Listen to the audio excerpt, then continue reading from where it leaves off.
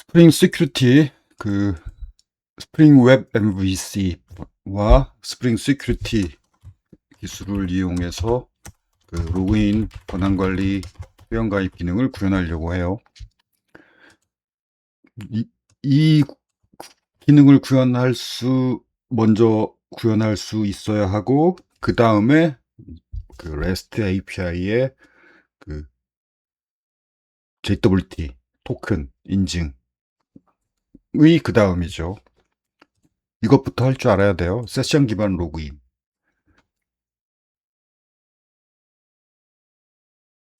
오케이. 기본 개념 Authentication and Authorization. Authentication은 쉽게 말해서 너 누구냐? 너 누구 맞아? 확인하는 게, 너 이 회원이 누구인지를 확인하는 게 Authentication이에요. 그 다음 누군지는 알았어. 그러면 Authorization은 너는 이런 권한이 있고, 너는 교수 권한 없어. 너는 TA 권한이 있구나. 뭐 너는 학생 권한밖에 없어. 뭐 이렇게 권한 관리. 오센티케이션이 이게 먼저지. 누군지를 알아야 그 다음에 권한을 따지죠. 무슨 권한을 갖고 있는지. 그래서 권한을 통제하는 게 authorization이고, authentication은 누구인지부터 파악하는 거. 그래서 권한을 role이라고도 하고, privilege라고 하기도 하고, 아니면 authority라고도 하고, 뭐 기술 분야마다 권한이 있느냐, 권한 개념을 role 혹은 privilege 또는 authority 이렇게 여러 용어로 이 권한을 지칭을 해요. 근데 스프링 시큐리티에서는 role이라는 단어를 써요. 그래서 권한. 그래서 관리자면 보통 흔히 role admin, 뭐 교수, role professor, 학생, role student 뭐 이런 식으로. 그 다음에 이건 사용자다. role user. 즉 로그인 했을 때 role user 권한이 생기는 거죠. 로그인 하면. 이 스프링 시큐리티, 이 authentication, authorization 이런 기능뿐만이 아니라 보안 공격에 대한 보호 기능이 잘 구현된 프레임워크이라서 자바 백엔드가 뭐랄까 크고 중요한 시스템은 대부분 자바 백엔드죠. 뭐 은행, 공공기관, 카드사 이런 대형 큰 돈이 왔다 갔다 하는 대형 백엔드는 거의 대부분 자바 스프링이에요. 스프링이 아닌 자바도 있어요. 대부분 자바고 또 그 중에서 스프링도 꽤 많고, 스프링이 아닌 숫자는 스프링보다 좀 적지만 돈의 규모는 더 큰 자바가 있어요. 그게 그러니까 자바 EJB 또는 뭐 J2EE라고도 불러요. J2EE 아니면 EJB 이런 기술이 있어요. 이건 초대형 왜 한글 전환이 안 돼? 윈도우 가끔 이러더라. 짜증나게. 한글 전환이 안 되는 거니? 아예 안 되네. 이제 됐다.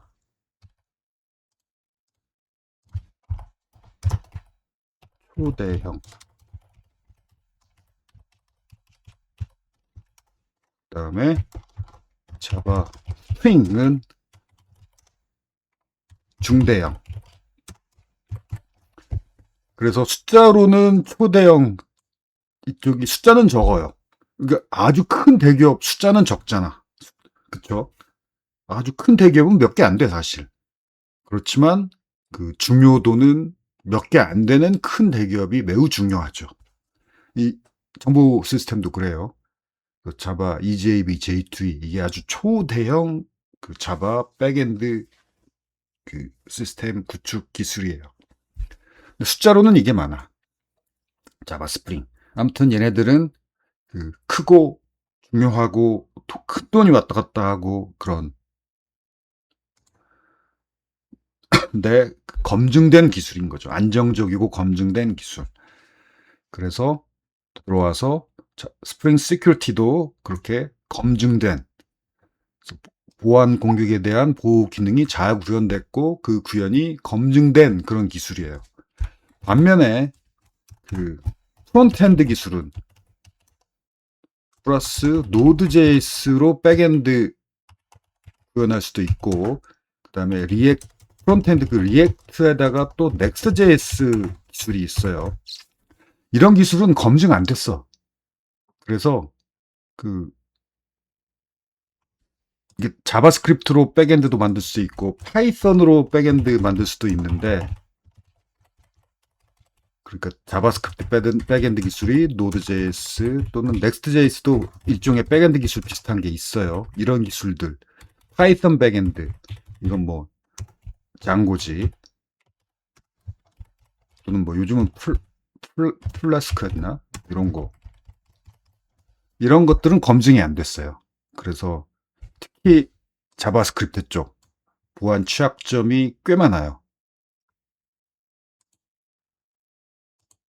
반면에 스프링 시큐리티는 이제 뭐랄까 보호 기능이 잘 구현된 안정적인 프레임워크이다. 이게 이런 대형 중대형 사이트에서 자바 백엔드를 쓰는 이유죠. 검증이 됐고 믿을만하다 이거죠. 그래서 스프링 시큐리티로 구현하면 보안 공격에 대한 방어가 스프링 시큐리티에 잘 구현되어 있기 때문에 그게 그냥 자동이고 공짜야. 그래서 스프링 시큐리티를 꼭 사용해서 구현하는 게 바람직하고 스프링 시큐리티를 사용하면 그런 권한 관리 인증 뭐 구현 이런 게 쉬운데 일단 스프링 시큐리티 권한 관리하는 확장 태그도 지원을 해요. 그래서 그 타임리프 뷰 그 선두에 요 노란색 부분을 추가해 주면 돼요. 그 스프링 시큐리티 확장 태그를 사용하겠다라는 선언이야. 그다음 이제 이렇게 사용할 수 있어요. 이 부분은 is authenticated. 그러니까 인증됐느냐. 즉 쉽게 말해 로그인한 사용자한테만 보이는 부분을 이렇게 구현해 주면 요 태그는 이 태그와 이 태그 안에 있는 내용은 현재 사용자가 로그인한 사용자인 경우만 출력이 되고 로그인 안 했으면 로그인 안 한 사용자한테는 출력이 안 된다는 얘기죠. 또 여기다 낫을 붙여주면 느낌표 낫 반대로 로그인 안 한 사용자한테만 출력될 내용을 이런 식으로 구현하면 돼요. 그 다음에 그 로그인한 사용자라면 그 로그인한 사용자의 현재 유저네임을 출력할 일이 있죠. 그 아이디, 로그인 아이디, 유저네임이 그 이름을 말하는 게 아니고 로그인 아이디를 말하는 거예요. 계정명, 계정의 이름. 그걸 출력할 때 이렇게 하면 간단히 딱 이 부분 이것도 노란색으로 칠하자.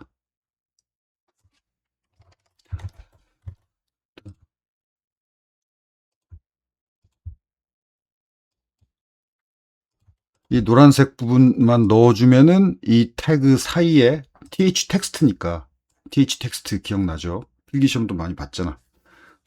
현재 로그인한 사용자의 계정명이 출력이 돼요. 로그인 아이디가. 그 다음에 has role 하고 role, 뭐 어드민, role, 프로페서 특정 권한을 가진 사용자한테만 출력이 되어야 할 내용. 자 이렇게 타임리프에서 스프링 시큐리티 확장 태그를 이용해서 쉽게 타임리프 구현을 할 수 있어요. 그 다음에 권한 검사 기능. 이건 자바 코드에서 이렇게 골뱅이 secured하고 role admin 이 어노테이션을 자바 코드 액션 메소드나 기타 메소드 앞에 붙여주면 대부분 액션 메소드에 붙이지 대부분. 이 어노테이션이 붙은 액션 메소드는 그 권한을 가진 사용자만 실행할 수 있다. 라는 거죠. 이 권한이 없는 사용자가 실행하려고 하면은 에러가 발생해요. 권한이 없다는 에러. 권한이 없다는 에러가 몇 번이지? 402였나? 403였나? 아, 이거 외워도 깜빡깜빡해. 403, 402, 403, 402 둘 다 권한 관련된 건데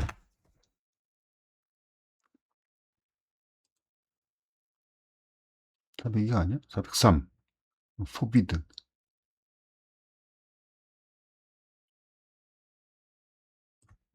아씨 402가 아니었나? 401이었나?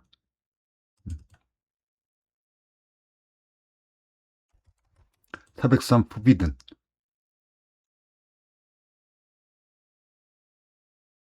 401과 403이구나.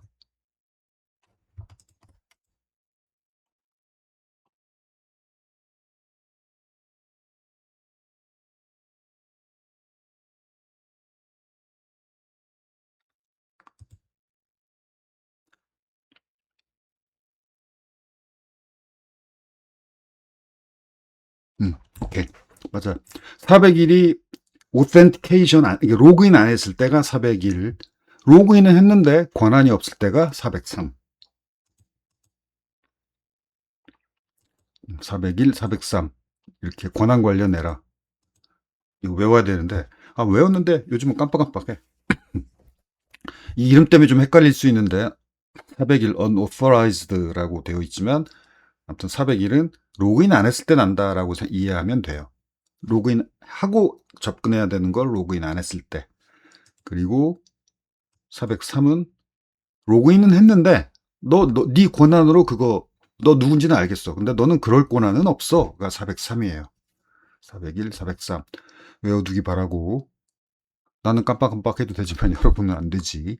기술 면접에서 나올 만한 기본적인 주제예요. 이거 모르면 뭐 기술 면접에서 이 대답을 못했다. 401, 403 질문이 나왔는데 대답을 못했다. 떨어진다고 봐야 돼. 그 정도로 기본적으로 알아야 되는 내용이고. 오케이. 자, 그래서 액션 메소드에 이걸 붙여주면 이 권한이 없을 때 403 에러가 난다라는 거죠. 그 다음에 이렇게 어노테이션으로도 권한 검사를 할 수 있지만 코드 중간에서 이렇게 if문으로 권한 검사를 하고 싶으면 권한이 있는지 없는지 if문으로 이렇게 알고 이렇게 구현하고 싶으면 먼저 이 노란색 액션 메소드에 이걸 넣어주고 그리고 이렇게 권한이 있는지 현재 사용자가 어드민 권한이 있느냐 그러면 여기로 리다렉트 교수 권한이 있느냐 그러면 여기로 리다렉트 둘 다 아니면 그냥 여기로 리다렉트 이렇게 현재 사용자가 관리자인지 교수인지 학생인지 TA인지에 따라서 다른 그 URL로 리다렉트 해주는 코드를 이렇게 간단하게 구현할 수 있어요.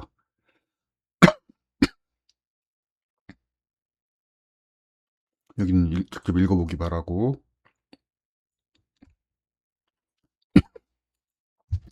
그 다음에 CSRF 공격, Cross Site Request Forgery 공격. 이거 REST API 강의하면서 설명을 했죠. 설명했으니까 넘어가고. 이것도 역시 스프링 시큐리티가 잘 막아줘요. 그래서 입력 폼을 구현할 때 이 노란색 이걸 넣어주면 돼요. 그러면 이 폼이 서밋될 때 그 폼에 들어있는 인풋 태그의 값들이 이 name과 이 value가 이 폼이 서밋될 때 서버에 리퀘스트 파라메터 데이터가 되어서 서버에 전송되겠죠. 그러면 스프링 시큐리티가 어떤 폼이 서밋될 때, 이게 포스트, 풋, 딜리트 등등 어떤 폼이 get이 아니고 서밋될 때, 포스트, 풋, 딜리트로 그런 요청이 서버로 오면 먼저 스프링 시큐리티가 가로채요. 가로채서 요 네임으로 요 밸류, 즉 이걸 CSRF 토큰이라고 하는데 그 서버에 서밋 되는 그 리퀘스트 파라미터에 이 CSRF 토큰이 있는지 스프링 시큐리티가 검사해요. 검사해봐서 없으면 잘라요. 그래서 403 forbidden, 너 권한 없다 라는 에러가 발생해요. 스프링 시큐리티를 구현했는데 403 에러가 이상하다. 이거 권한 검사 통과돼야 되는데도 403 에러가 났다라고 하면 꼭 이것도 한번 따져봐요. 내가 깜빡하고 CSRF 토큰 요걸 안 넣는지. 이거 안 넣으면 이 에러로 막혀요. 흔한 실수니까 기억하기 바라고. 크로스 사이트 리퀘스트 포르저리, 악성 코드가 들어있는 웹사이트를 방문한 다음에, 예를 들어 내가 뭐 네이버 쇼핑회를 했어.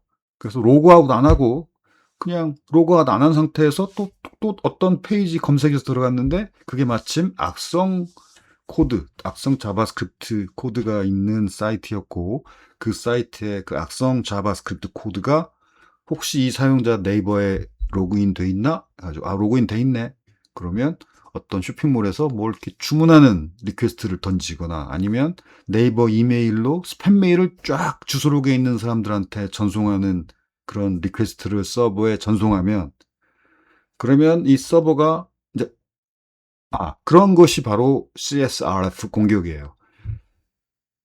다른 악성 코드가 묻어 있는 웹페이지에 있는 자바스크립트가 현재 사용자가 아직 로그인 되어 있는 상태인 어떤 다른 네이버 쇼핑몰 같은 사이트 혹은 네이버 메일 사이트 같은 곳에 그냥 정상적인 사용자가 클릭한 것처럼 가장해서 요청을 날리는 거.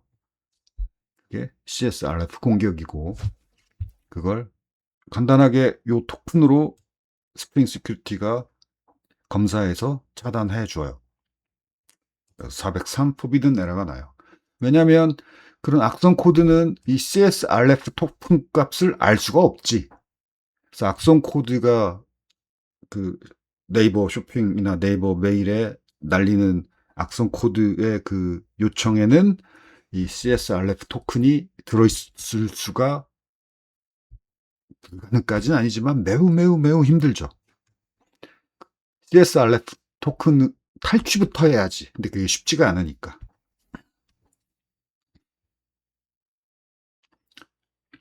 왜 쉽지가 않냐면은 기껏 탈취해봤자 또 시시각각 값이 변하니까.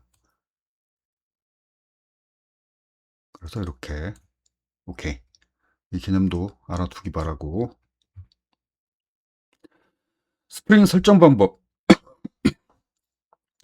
과거 스프링 처음 나왔을 때는 XML 파일로 설정을 했어야 됐었고, 7, 8년 전까지만 해도 이 과거 설정 방법을, 이제는 한 10년쯤 되나? 그러네. 이제는 한 10년 가까이 됐다. 이 XML 파일 설정 방법으로 스프링 설정하는 것은 설정할 내용이 아주 많아요. 그래서 내가 자바 코딩을 하는 건지 XML 코딩을 하는 건지 구별이 안 갈 정도로 자바 코드보다도 XML 설정할 내용이 많았어요. 그러다가 스프링 3, 지금 스프링이 7인가 그럴걸? 스프링 버전 3이 나오면서 스프링 부트 버전 말고 스프링 버전이 따로, 스프링 프레임워크 버전이 있고 스프링 부트 버전이 또 있고 그래요. 스프링 프레임워크 버전은 지금 7.0, 7점대일 거야. 검색해보자. 그치, 스프링 프레임워크 7, 스프링 부트 4, 이게 최신 버전이에요. 최근에 스프링 부트 4가 나왔죠. 역시 최근에 스프링 프레임워크 7이 나왔어요. 스프링 프레임워크 7, 스프링 부트 4. 스프링 프레임워크 3니까 3 때 어노테이션으로 설정할 수 있는 기능이 추가됐어요. 골뱅이 컨트롤러, 골뱅이 오토 와이어드, 이런 것들. 이것 때문에 훨씬 편해졌죠. 굉장히 편해졌지. XML로 설정하는 것보다 훨씬 간단해졌어요. 그렇지만 여전히 모든 설정을 골뱅이 어노테이션만으로 할 수는 없고, 자세한 설정을 하려면 XML 설정 파일에 구현하거나 아니면 자바 콘피그 클래스에 구현하거나 해야 되는데, 요즘 XML 파일, 설정 파일을 구현하는 경우는 거의 없고, 골뱅이 어노테이션으로 구현할 수 없는 것들은 대부분 자바 콘피그 클래스로 구현해요. 그래서 자바 콘피그, 이건 스프링 4부터 나왔어요. 그래서 스프링 4 자바 콘피그 기능이 추가된 후부터는 XML 파일로 설정 거의 이제 안 하고, 그 골뱅이 자바 3부터 시작한 골뱅이 어노테이션과 자바 4부터 시작한 자바 콘피그 클래스, 이 두 조합으로 스프링을 설정을 하죠.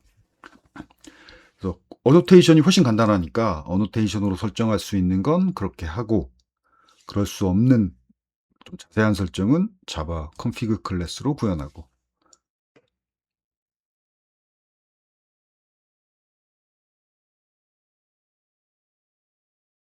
음?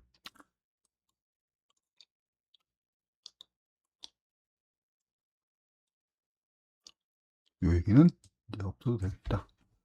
빼고, 그 다음 스프링 부트, 스프링 프레임워크 기술하고 스프링 부트하고 달라요. 스프링 부트가 없던 시절에는 스프링 프로젝트를 할 때 그 골뱅이 어노테이션, 자바 콘피그 이렇게 설정이 옛날 XML 설정보다 이렇게 어노테이션과 자바 콘피그로 설정하는 것이 훨씬 간단해지긴 했지만, 그럼에도 불구하고 여전히 설정할 것이 많았어요. 그래서 그걸 도와주려고 그 설정을 도와주는 것이 스프링 부트의 첫 번째 목표인데, 스프링 프로젝트의 여러 가지 복잡한 설정을 손쉽게 자동으로 이렇게 해주는 그런 기술이 스프링 부트예요. 그래서 스프링 부트 기능을 이용해서 스프링 프로젝트를 생성하면 그 거의 대부분의 설정을 스프링 부트가 자동으로 해줘. 그리고 약간의 그 설정할 내용만 어플리케이션 properties 파일에 간단하게 적어주면, 이 간단하게 적는 application properties 파일이 바로 스프링 부트 설정 파일이에요. 그래서 여기에 몇몇 개만 간단히 적어주면 나머지는 스프링 부트가 자동으로 설정을 해줘요. 그래서 스프링 부트가 나온 다음부터 스프링 프로젝트 만들 때 스프링 부트를 이용하지 않고 만드는 경우가 매우 드물어요. 대부분 스프링 부트를 이용해서 프로젝트를 만들어요. 왜냐하면 그 복잡하고 양이 많던 설정이 거의 대부분 자동으로 스프링 부트가 해주니까 너무 편해진 거죠. 스프링 부트 때부터 스프링 프로젝트 만드는 게 정말 굉장히 쉬워졌어요. 그래서 스프링을 배운다 하면은 당연히 스프링 부트로 프로젝트를 만드는, 그렇게 됐죠.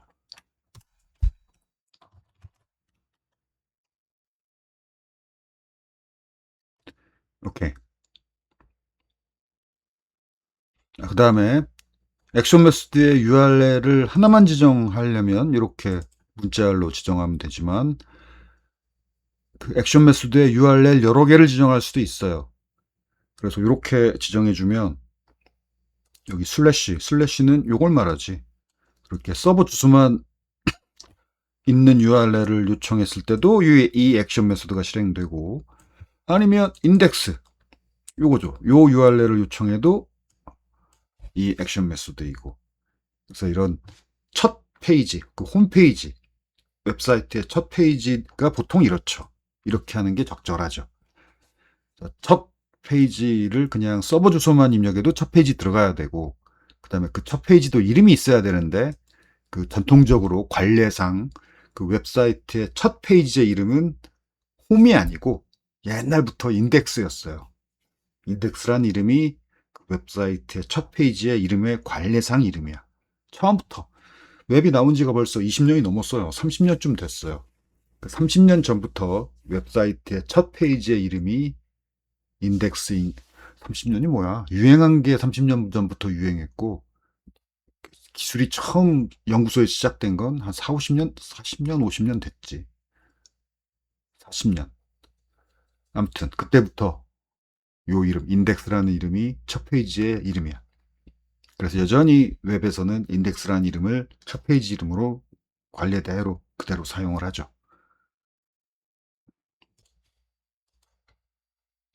오케이. 시큐리티 1 프로젝트 만들기.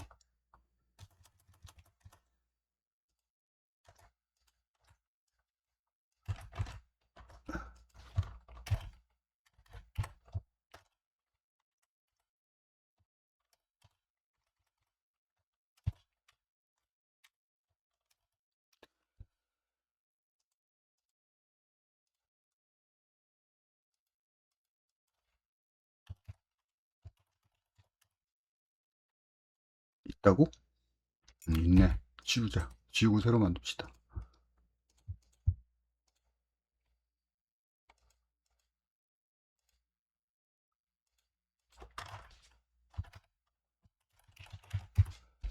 메이븐으로 만들고 자바 21 이렇게 만듭시다. 이게 17이었으니까 21로 업그레이드 합시다. 자바 21.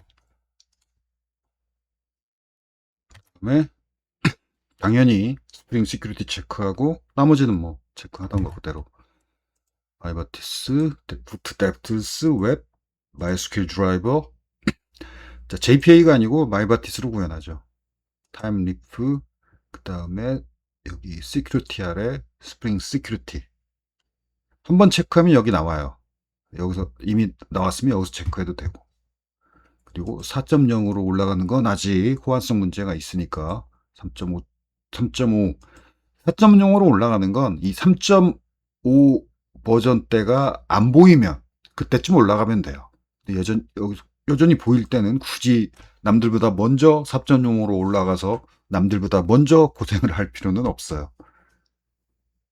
나온 지 얼마 안 되는 기술은 그 자료도 불충분하고 그 호환성 문제도 이것저것 조금씩 있고, 그래서 뭐 내가 고수다, 남들보다 먼저 최신 기술을 사용해야 되는 고수다, 그렇다면 모를까 초급 시절에는 남들보다 조금 천천히 올라가면 버전업을 하는 게 좋아요.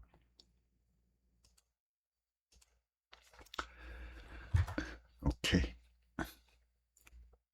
아, 이것도 화면 캡처할 걸.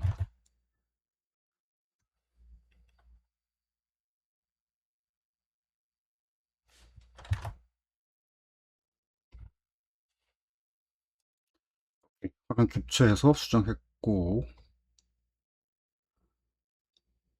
BBS1 그 데이터베이스 사용자 그 회원 목록 비밀번호 그 테이블이 있는 데이터베이스가 예제 데이터베이스가 BBS1 데이터베이스고, 강의 자료 폴더에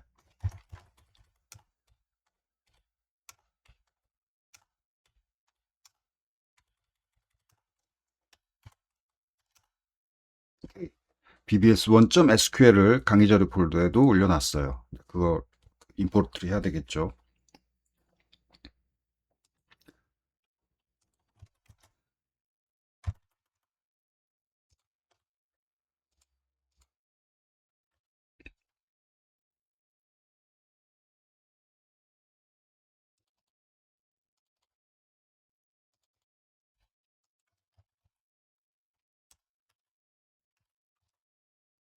다음에 그 스프링 시큐리티 확장 태그를 사용하려면 이렇게 타임리프 익스트라 스프링 시큐리티 6 요 메이븐 디펜던시를 넣어줘야 돼요.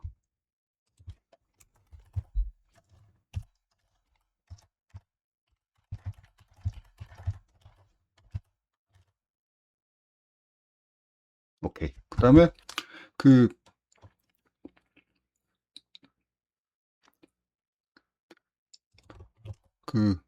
BBS 데이터베이스에 유저1 테이블이 있는데 그 유저1 테이블의 데이터를 DB에서 조회해 오기 위한 유저 DTO 클래스.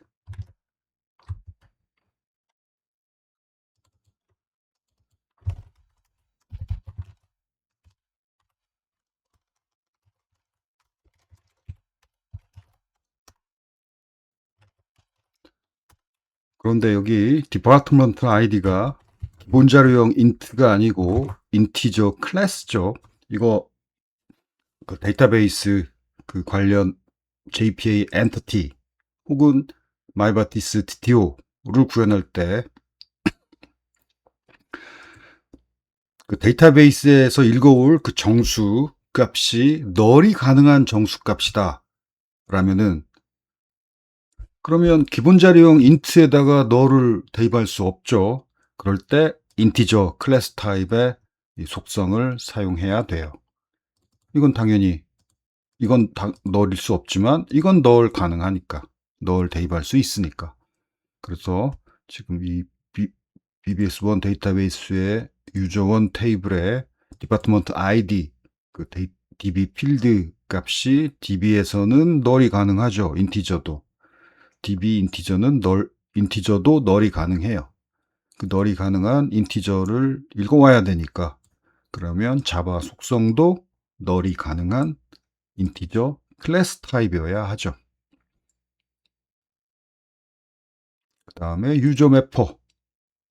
자, 이런 코드 정도는 읽어보면 이제 바로 뭐 하는 건지 알겠죠.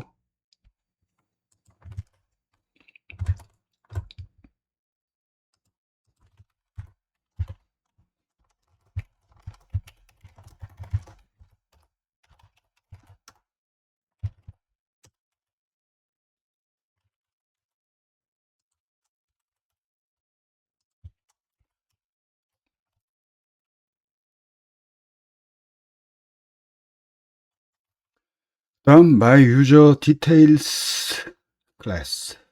자, 이게 스프링 시큐리티 구현할 때 그 로그인한 사용자 정보를 채울 그 현재 사용자 정보 클래스예요. 유저 디테일, 그러니까 자세한 정보란 얘기지. 디테일, 유저 디테일스 클래스를 유저 디테일스 인터페이스를 임플리멘트해서 구현해야 돼요. 그다음에 이게 스프링 시큐리티 관련 클래스니까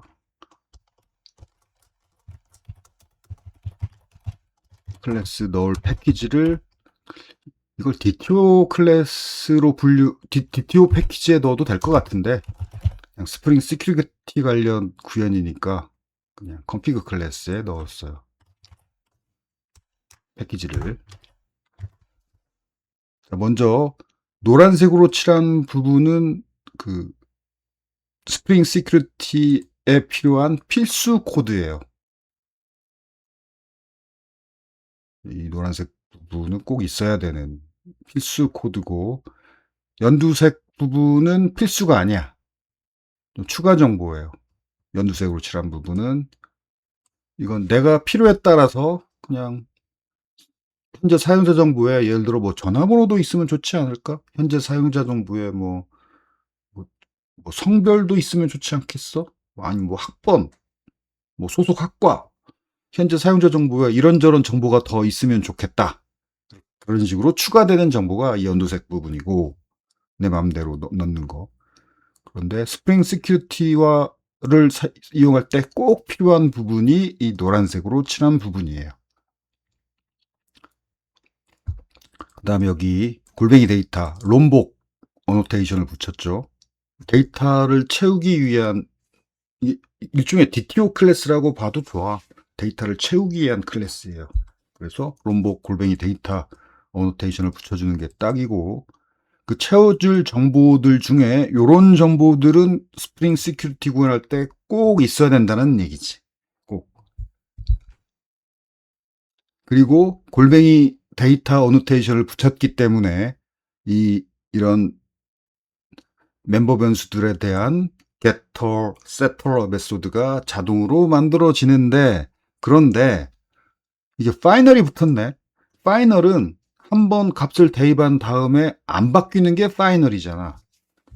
그래서 파이널을 붙여주면 세터는 안 만들어지고 getter만 만들어져요. 파이널 멤버 변수들은 미리 이렇게 처음에 값을 이렇게 채우거나 이렇게 채워진 값이 안 바뀌어. 혹은 생성자에서 채우거나, 파이널 멤버 변수도 생성자에서는 대입할 수 있어요. 이게 자바 문법이에요. 파이널 멤버 변수의 값은 미리 이렇게 대입을 하거나 이렇게, 아니면 생성자에서 대입하거나 이렇게, 둘 중에 하나야. 그리고 난 다음에는 값을 못 바꿔, 대입을 못 해요. 그러니까 set 메소드도 필요 없지, 안 만들어져요. 파이널 멤버 변수는 골뱅이 데이터 롬복 어노테이션을 붙여도 세터는 안 만들어지고 geter만 만들어져요. 이거 멤버 변수 이름을 읽으면 이게 무슨 정보인지 이해가 되죠. 이 계정은 non expire 되지 않는다, lock 되지 않는다. 그다음에 credential, 이 그 패스워드가 not expired, 이런 정보가 있어야 되는데 지금 우리는 그냥 간단히 true, 이 값들이 언제나 true로 고정되지, 파이널이니까. 비밀번호, 패스워드, 그다음에 현재 사용자 계정, 로그인 계정명, 그다음에 활성화되어 있느냐, 활성화, 비활성화 시킬 수 있어요. 그다음에 이 사용자의 권한, authorities. 그래서 이 권한이 여러 개일 수 있어요. 예를 들어서 학생이면서 TA다, 이럴 수 있잖아. 학생이고 TA이고. 그러면 학생 권한도, 롤 스튜던트 권한도 갖고 있고, 롤 TA 권한도 갖고 있고, 그런 거죠. 여러 개 갖고 있을 수 있으니까 이게 목록이에요. 컬렉션, 목록. 자바 목록,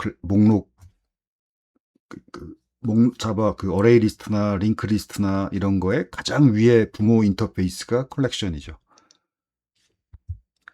그래서 여기서 그 authorities를 채워야 돼요.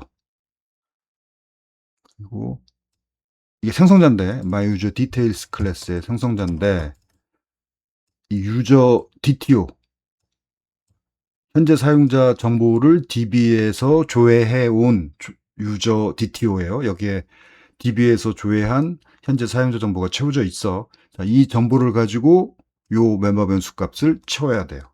그게 생성자에서 할 일이야. 그래서 authorities 채우고 있고, 이렇게. 그래서 교수냐 학생이냐 관리자에 따라서 이렇게 authorities를 채웠고, 그 다음에 로그인 네임, 패스워드, is enabled도 채우고, 나머지 정보도 채우고, 나머지 정보는 선택. 그렇지만 노란색 정보를 채우는 건 필수. 자, 여기 말로 설명한 내용을 또 자세히 적어 놨으니까 읽어보기 바라고.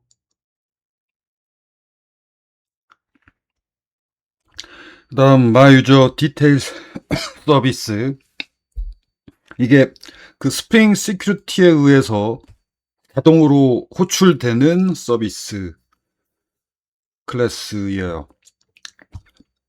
그래서 이렇게 임플리멘트 이렇게 해서 구현해야 되고, 이게 언제 호출되냐면 그 로그인 처리를 스프링 시큐리티가 자동으로 해주는데, 사용자가 아이디, 비밀번호 이렇게 입력하고 로그인 버튼 누르면 그 아이디하고 비밀번호가 맞는지 그 비교를 해야 되잖아. 그런데 그 아이디하고 비밀번호는 DB에 들어있죠. DB에 들어있는 그 사용자 정보를 읽어와야 할 거 아니야. 그때 호출돼요. 그때 스프링 시큐리티에 의해서 자동으로 호출되면 그 사용자가 입력한 그 사용자 계정, 그 로그인 아이디, 계정명, 그걸 파라메타로 이 메소드가 호출이 되면 DB에서 그 계정명으로 그 사용자 정보를 DB에서 이렇게 조회한 다음에, 조회했는데 없다, 그러면 user not found exception을 throw 해야 되고, 그러면 이제 로그인 실패가 되겠죠. 있다고 해서 성공은 아니고, 왜냐면 지금 계정명으로 조회한 거잖아. 자, 그걸 방금 앞에서 구현했던 myUserDetails에 채워서 생성자 파라메타로 이렇게 DB에서 조회한 유저 DTO 객체를 생성자 파라메타로 이렇게 전달해서 뭐 이러이러한 정보를 이렇게 채워가지고, 이게 채워지겠죠? 이렇게 채워진 myUserDetails를 마이유저 디테일스 객체를 얘가 리턴해야 돼요. 그러면 그 리턴한 마이유저 디테일스 정보를 스프링 시큐리티가 받아가서 이 안에 비밀번호가 있잖아. DB에서 조회한 비밀번호가 이 안에 있죠. 여기 요거 여기 DTO에서 꺼내서 여기다 채웠죠.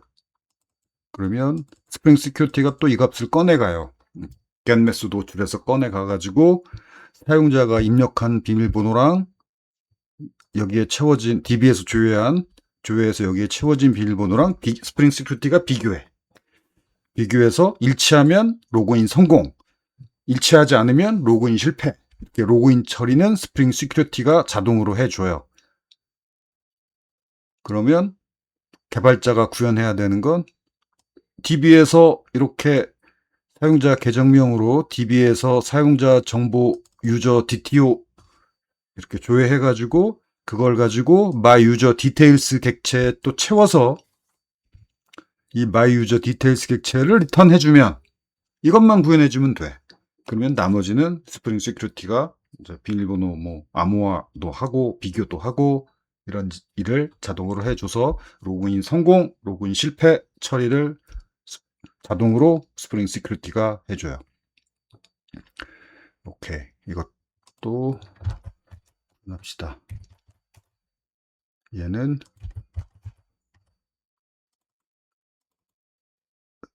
서비스 패키지 my user details 서비스 어쨌든 서비스니까 서비스 패키지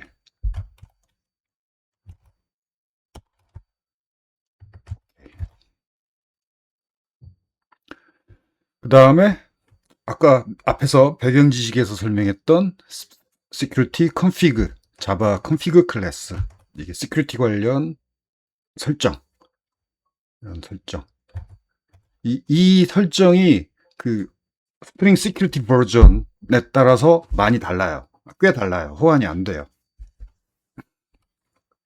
그래서 스프링 시큐리티 공부할 때는 스프링 시큐리티 버전이 얼마인지 그 확인하고 공부해야 돼요.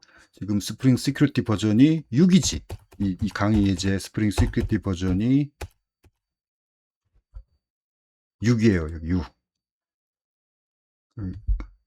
지금 스프링 시큐리티 버전이 이게 6으로 올라간 지가 얼마 안 돼. 그래서 아직도 여전히 6일 거야. 시큐리티 7이네. 7로 올라갔네. 그러네. 또 그러면 6에서 7로 올라가면 많이 달라져요. 앞자리가 바뀌면 많이 달라지는 거야. 호환 안 돼요. 그래서 한 내년쯤에 스프링 부트 4로 올라가면 스프링 부트 4는 스프링 시큐리티 7이겠다. 또 꽤 달라졌을 거예요. 그건 내년 하반기쯤에 올라가기 바라고 내년 상반기까지는 스프링 부트 3, 스프링 시큐리티 6가 무난해요.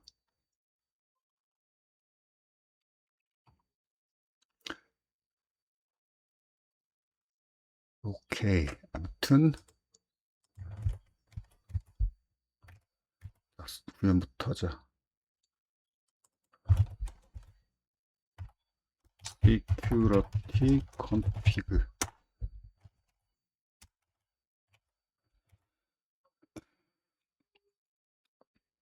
먼저 이 부분 이게 스프링 시큐리티 말고 스프링 코어 스프링의 핵심 기능 중에 하나가 디펜던시 인젝션인데 디펜던시 인젝션은 우리는 여태까지 디펜던시 인젝션을 한쪽 끝만 봤어요. 디펜던시 인젝션은 양쪽이야. 주고받는 기능인데 여태까지 우리는 스프링의 디펜던시 인젝션을 받는 기능만 봤어. 어디가 있지? 아, 저기 있다. 여기. 요거 오토 와이어드. 골뱅이 오토 와이어드가 골뱅이 오토 와이어드하고 골뱅이 빈하고 이게 한 쌍으로 그 디펜던시 인젝션, 의존성 주입 기능이에요. 한 쌍으로. 그래서 골뱅이 빈 얘가 주는 쪽이고, 그 다음에 골뱅이 오토 와이어드 얘가 받는 쪽이야.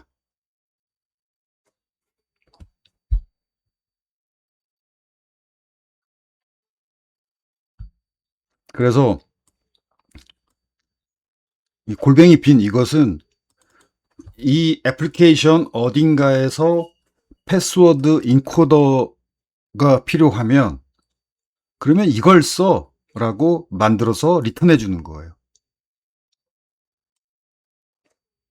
그러니까 패스워드 인코더라는 그 클래스 객체 이게 인터페이스일 거야. 패스워드 인터페이스일 텐데 자바 레퍼런스 인터페이스죠. 인터페이스고 이 인터페이스를 구현한 클래스들이 여기 바로 all known implementing classes. 이걸 패스워드 인코더 종류가 이렇게나 많아. 이렇게 많아요.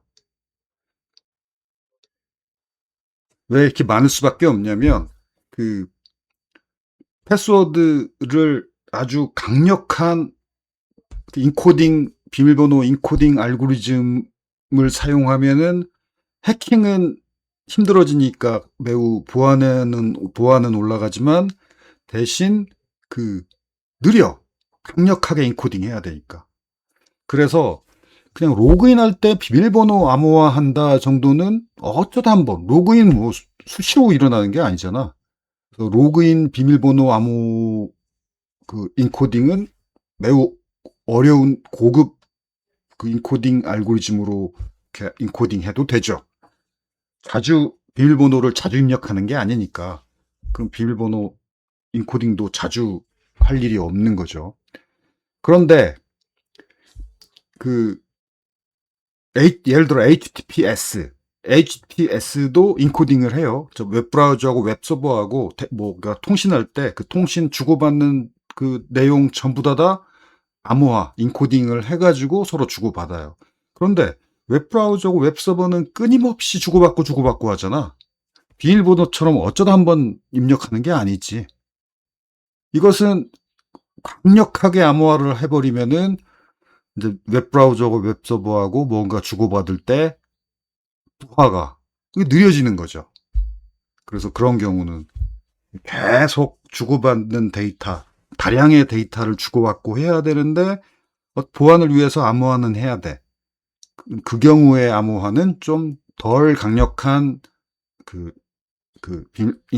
인코더를 사용하죠. 덜 강력할수록 빠르니까. 그래서 용도에 따라 골라 쓸 수 있게 여러 종류예요. 그래서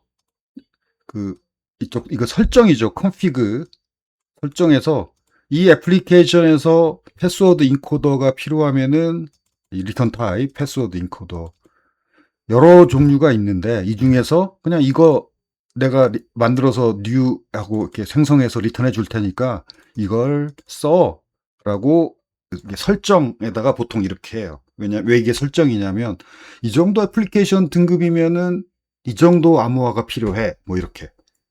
뭐 굉장히 중요한 애플리케이션이면 굉장히 강력한 암호화 알고리즘을 써야 되겠고 뭐 중요하지도 않고 그냥 또 더군다나 상대적으로 성능이 낮은 스마트폰 앱이야.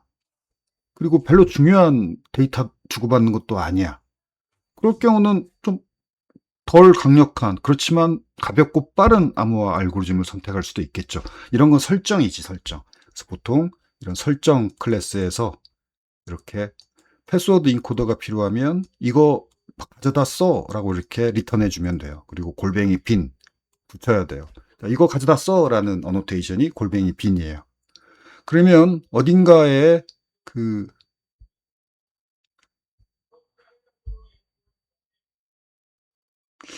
예제가 어디 있더라?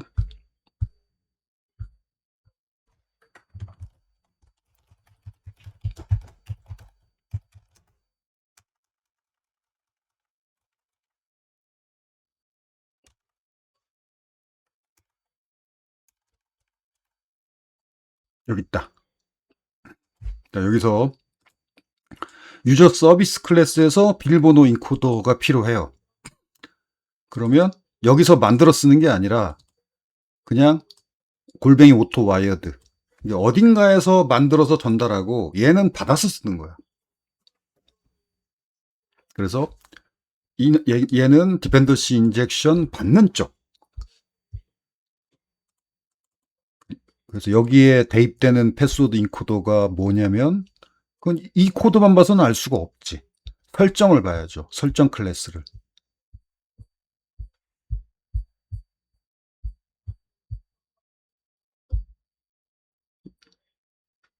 어디야 또. 한참이구나. 한참이네.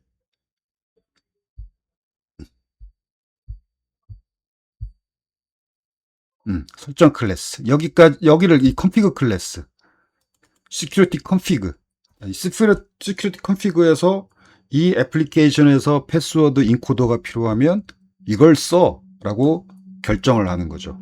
즉, 이 애플리케이션의 적절한 등급의 비밀번호 인코딩 알고리즘 인코딩 클래스를 선택하는 거죠. 여기서 이런 거 선택하는 건 설정이죠. 왜냐하면 이 애플리케이션의 보안 등급에 따라서 매우 강력한 걸 써야 될 수도 있고 덜 강력하고 가벼운 걸 선택할 수도 있고 이런 거 선택하는 게 바로 설정이죠. 등급을 올릴 거냐 내릴 거냐 강력한 것이 필요하냐 그냥 뭐 가벼운 게 필요하냐 이건 설정이고 그래서 그러면 이렇게 골뱅이 빈 붙이고 이렇게 만들어서 리턴해 주면 돼요. 이렇게 골뱅이 빈과 골뱅이 오토 와이어드가 한 쌍으로 스프링 시큐리티의 핵심 기능 중에 하나인 의존성 주입 디펜던시 인젝션이에요. 그러면 이게 큰 대형 프로젝트에서 소스 코드 유지 보수성을 크게 유지 보수하는 일을 크게 줄여줘요. 왜냐하면 한번 구현한 라이브러리를 기능을 잘 구현해서 라이브러리에다 넣어놓고 그 다음에 이렇게 설정하면서 이것저것 비밀번호 암호화 인코더도 이것저것 컨피그 클래스에서 선택하면 되는 거지. 스프링 시큐리티에 이미 구현된 많은 기능들을 스프링 시큐리티 구현 소스 코드 수정 안 하고 컨피그 클래스에서 여기도 골뱅이 빈이고 사실 여기 봐봐 여기도 골뱅이 빈이잖아. 이렇게 이런 게 필요하면 이걸 가져다 써 라고 이렇게 골뱅이 빈 이 기능을 이용해서 지금 설정을 하고 있는 거죠. 그러면 어마어마하게 방대한 스프링 시큐리티 라이브러리를 수정하지 않고도 내 입맛에 맞게 이렇게 저렇게 선택하고 설정해서 스프링 시큐리티 라이브러리를 사용할 수 있는 거지. 이게 굉장히 잘 되어 있는 게 스프링 프레임워크의 라이브러리들이에요. 지금 스프링을 따라서 다른 언어도 이런 구조로 오고 있지만 아직 스프링처럼 방대한 라이브러리들이 이렇게 잘 갖춰져 있는 그런 언어나 그런 프레임워크가 스프링만한 건 없어요.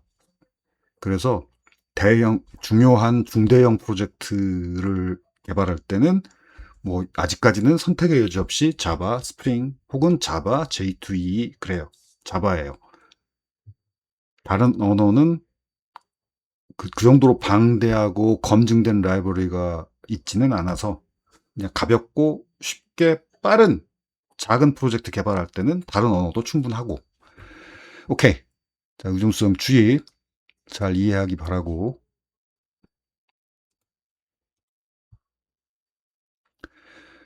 그 다음에 권한 설정.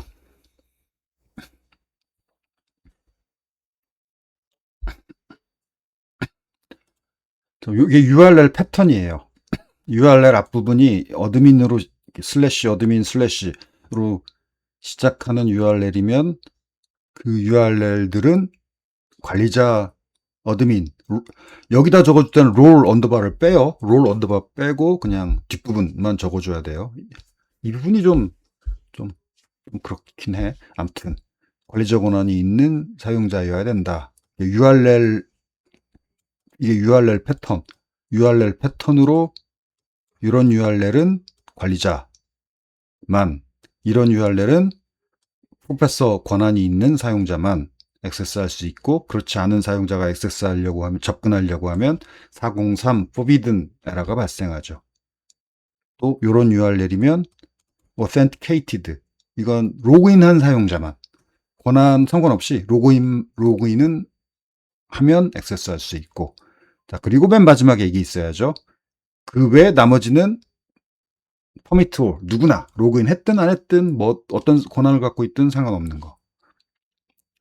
권한 설정이고, 그 다음에 이건 로그인 설정이에요. 폼 로그인, 로그인 관련된 설정. 로그인 폼의 URL은 이거다 설정한 거고, 그 다음에 로그인 처리는 스프링 시큐리티가 자동으로 해주는데, 그 로그인 처리를 스프링 시큐리티한테 요청할 URL은 이거다. 이 URL을 요청하면은 스프링 시큐리티가 자동으로 로그인 처리를 해준다. 그런데 자동으로 로그인 처리를 하려면은 로그인 입력 폼에 입력한 사용자 계정, 이름, 비밀번호, 이걸 스프링 시큐리티가 리퀘스트 파라미터 데이터에서 꺼낼 수 있어야죠. 그래서 이거 두 개가 바로 요 URL을 요청했을 때 이 URL 요청에 포스트 요청이어야 돼요. 포스트 요청이고, 그 포스트 요청에 리퀘스트 파라미터에 요런 이름의 데이터하고 요런 이름의 데이터가 들어있을 텐데, 그게 바로 유저네임이고 패스워드다 라는 거죠. 그러면 스프링 시큐리티가 이 URL로 포스트 요청이 오면 거기서 요 이름과 요 이름의 리퀘스트 파라미터를 꺼내가지고 로그인 처리를 자동으로 해줘요. 자동으로 처리해서 로그인 실패다, 비밀번호가 일치하지 않는다, 그러면 fail, 실패한 거죠. 로그인 실패다 하면 요 URL로 리다이렉트 하라는 거고, 로그인 성공했으면 요 URL로 슬래시 요 URL로 리다이렉트 하라. 그래서 실패했을 경우, 성공했을 경우. 이거 순서를 바꾸는 게 좋겠다. 그치? 이 순서가 좋지. 그러니까 요거 세 개가 한 쌍으로. 자, 로그인 처리. 이게 로그인 입력 폼이 일단 떠야지. 로그인 입력 폼이 뜨기 위한 get 요청 URL. 요 URL을 요청하면 로그인 폼이 화면에 뜰 거고, 출력이 될 거고, 웹브라우저 화면에. 거기서 사용자가 아이디, 패스워드 입력하고 로그인 버튼 누르면 이게 포스트 요청, 이 URL로 포스트 요청이 날아가야 하고, 그 다음에 그때 리퀘스트 파라미터 데이터, 즉 인풋 태그의 네임이 요거하고 요거죠. 그러면 스프링 시큐리티가 요 이름과 요 이름의 데이터를 이 포스트 요청, 로그인 포스트 요청에서 꺼내가지고 로그인 비밀번호 이렇게 검사하고 해가지고 로그인 실패다, 그러면 이 URL로 리다이렉트가 자동으로 스프링 시큐리티가 해주고, 성공이다, 로그인 성공이다, 그러면 요 URL로 자동으로 리다이렉트 해줘요. 그리고 마지막으로 했던 퍼미트 올은 요 로그인 URL, 이것은 퍼미트 올 아무나 요청할 수 있어야지. 그치? 로그인한 사용자만 로그인 폼을 요청할 수 있다. 이거 말이 안 되잖아. 로그인 안 한 상태에서 로그인 폼을 요청할 수 있어야죠. 이거 당연한 얘기예요. 있어야 되고, 그다음 로그아웃 관련 설정. 로그아웃도 역시 스프링 시큐리티가 자동으로 처리해 주는데, 그 로그아웃 URL은 이거다예요. 그래서 이 URL을 또 이건 get 요청해도 돼요. get 요청이든 포스트 요청이든 하면은 스프링 시큐리티가 자동으로 로그아웃 처리를 해줘요. 로그아웃 처리한 다음에 또 다른 URL로 넘어가야 되잖아. 로그아웃 된 다음에 요 URL로 넘어가라. 이 로그인 폼. 로그아웃 하자마자 로그인 폼이 다시 뜨는 거죠. 그 다음에 이것은 보통 로그인 정보는 세션에 들어있어요. 로그인 정보가 현재 사용자가 누구고 권한이 뭐다, 이게 보통 세션에 들어있는데, 세션 메모리라고 그래요. 서버 세션 메모리에 들어있어요. 그런데 로그아웃 하면 그 세션 메모리를 다 지워버리는 게 이게 기본이야. 그래서 invalidate HTTP session, 세션 메모리를 invalidate, 지워라. true, 지워라. 라는 설정이고, 역시 로그아웃 URL도 아무나 요청할 수 있어야지. 뭐 관리자만 로그아웃 할 수 있다. 뭐 이거 말이 안 되잖아. 오케이. 아주 기본적인 스프링 시큐리티 설정이에요. 이게 자세히 또 설명 적어놨으니까 읽어보기 바라고.